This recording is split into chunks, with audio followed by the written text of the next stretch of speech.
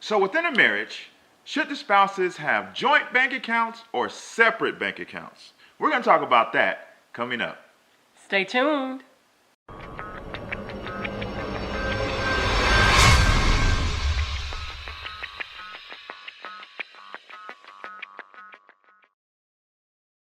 Welcome back to an all-new edition of the Sunday Night Sit-Down with America's #1 money couple. I'm Tyler. And I'm Ty, and we're from hisandhermoney.com, where we're managing money, marriage, and everything in between. The Sunday Night Sit-Down is being brought to you by Audible. Audible.com is a great resource to get audiobooks for those who have less than ideal time available to get reading in. We all know that reading is fundamental and it's a habit of millionaires and billionaires worldwide. So if you're striving to be one of them, you're going to have to start reading. And Audible is a great way for you to do that. You can get a free trial and a free ebook by going to hisandhermoney.com/audible. And of course, we'll have the link down below in the description box. You know, this is a very controversial topic. We either find that people don't want to talk about this topic at all, or they're either on one side of the spectrum, which is share accounts, or on the other side, which is no, definitely have separate accounts. I do find that anytime someone is pretty much talking about this topic, whether it be an expert or something like that, they like to try to play it safe because they don't want to offend anybody and they want everybody to be happy. But the truth of the matter is, if you're asking Ty and Talent, what do we believe? We believe that a husband and a wife should share accounts, that there should not be any separate accounts, and we're going to explain why. Well, one of the foundational principles behind our why is because it's in the Bible. In the book of Mark, it says that God created male and female. And then it says, for this cause, man united with his wife. There should be unity there, not just in the physical sense, but in the spiritual sense. Not just in the spiritual sense, but in the practical sense. The reason that God created man and woman and put them together was to unify them. And it was through their unity that his kingdom agenda could be advanced here on the earth. So that's why we say, you know what? Everything we do in our marriage, we're going to do it together. Because what God has joined together, let no man separate. And one of my favorite scriptures is found in Mark 10:8. And the two will become one flesh, so they are no longer two, but one flesh. You know, one thing that I cannot wrap my mind around is that a couple, a spouse, a wife or a husband can make the conscious decision to say, you know what? I want to have children with you, so I choose you to be my children's father, in so many words. And I feel like children are more valuable than money. But when it comes to accounts, they feel like, hey, you can't be on my accounts and I can't be on yours, but we can share children, you know? So it's like, guys, if you all make that conscious decision that, wow, this is somebody that I want to stay with for the rest of my life, and this is someone that I choose to start a family with, then why not have shared accounts? Now, I do understand that there are some extreme circumstances where a husband and wife should consciously make the decision of having separate accounts. In the event, as a matter of fact, I had a client whose husband was an avid gambler. I mean, he gambled and gambled and gambled.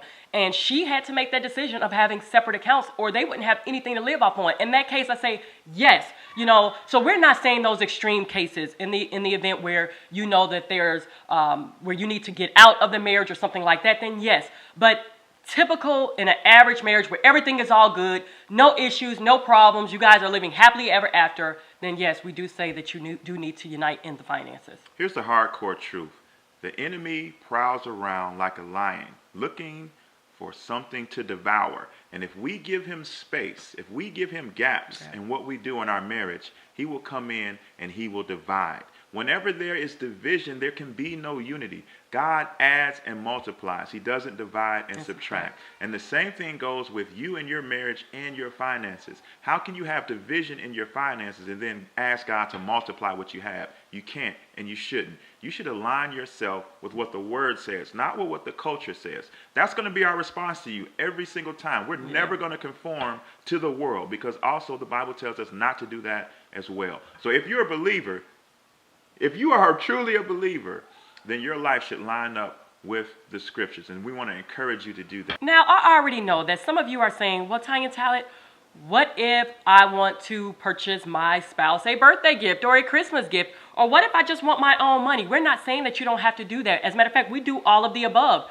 We still give ourselves, we call it fun money every single month. And believe it or not, out of, if you guys have watched our favorite, most famous video why we have 13 bank accounts. One of the accounts is simply my account, where I take my fun money every single month and I like to put it in an account because I like to have a debit card with it.